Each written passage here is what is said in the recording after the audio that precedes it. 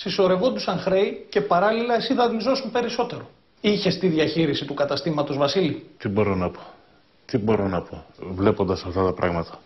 Τι μπορώ να πω. Ακόμα δεν είδες τίποτα. Μην ξεφυσάς, θα ξεφυσίξεις όταν τραβήξω τη γραμμή.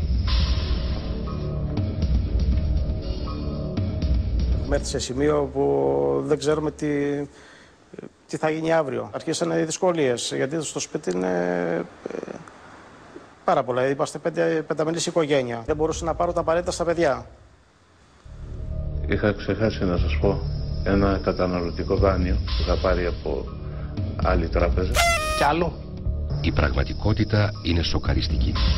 Μετά από αρκετές ημέρες μελέτης και εκτίμησης στοιχείων, ο σύμβουλος έχει πλήρη εικόνα. Τα δύο τελευταία, τα καταναλωτικά δάνεια, για ποιο λόγο τα πήρες? Εγώ προσπαθούσα να πάρω όσο περισσότερα μπορούσα.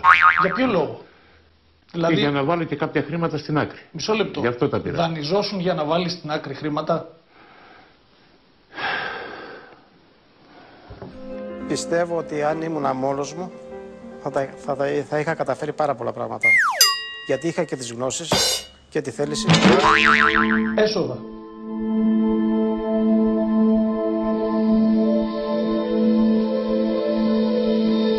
Τα έσοδα σου σήμερα είναι μηδενικά, Βασίλη.